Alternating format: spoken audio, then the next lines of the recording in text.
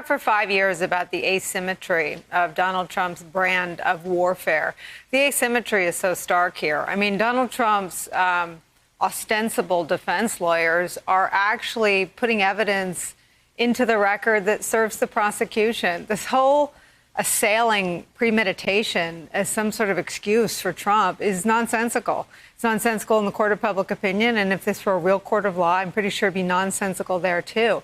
One of the questions Jamie Raskin left the jurors, and I'll put that in air quotes since a few of them are aiding the Trump defense team, to wrestle with was this idea, should Trump have known this would have led to violence? The fact that Trump spent $50 million out of his campaign coffers to bring them there, the fact that Trump tweeted, come, it will be wild. Trump knew they were coming. Trump invited them there. And don't believe me, believe Trump and believe the insurrectionists. And the House impeachment managers have tape after tape after tape into evidence that link the premeditation as well to Trump's incitement. So I think that was really a failed PR strategy, if that's all this is, but it also seems to incriminate their client even more. Dan Goldman? Well, I think that the point about Donald Trump cannot be underscored enough. Donald Trump probably insisted on a certain type of defense. And forget about the videos, but there is a defense here that they touched upon but didn't really hit hard, which would require Donald Trump to take some acceptance of responsibility in order to get off of these charges. And that would be something along the lines of emphasizing his video on January 7th, where he condemned the rioters and basically saying, I did not intend for them to take my words this way.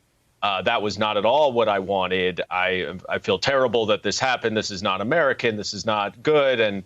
But I certainly did not incite it. Right. So it's a little bit of accepting a little responsibility, but not enough to be convicted. But there's no way that Donald Trump would ever do that based on what we've watched for the last 4 years. And so I do feel some empathy for the defense lawyers who are probably hamstrung a little bit by their client, and they can't put forward the best arguments that he wants to get him off. They are lucky because his supporters, for the most part, are only going to watch the right-wing ecosphere, and they will package these videos and some of these other statements and turn this into a partisan witch hunt. And, you know, the fact that the Democrats are so divisive, and it will become very partisan, and everyone will feel like, oh, the Democrats are just out for retribution and revenge.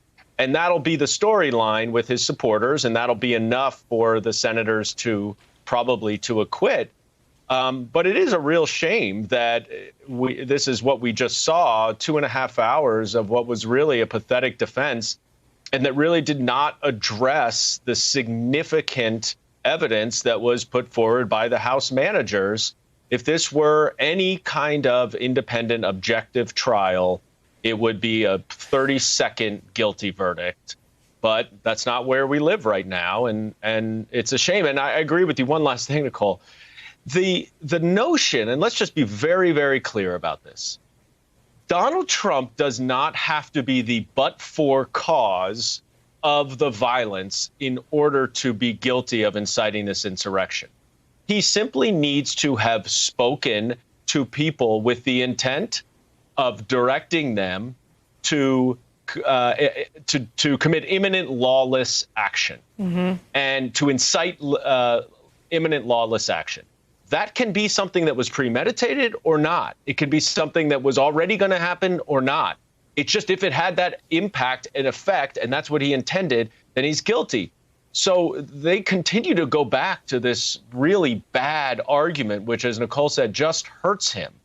And, you know, there are several others. Of course, the Raffensperger call is not helpful to him. And the fact is that all we really had were recitations of these video compilations over and over again. Hey, thanks for watching our YouTube channel. You should know that you can follow today's top stories and breaking news and catch up on your favorite MSNBC shows all in one place. Download the NBC News app today.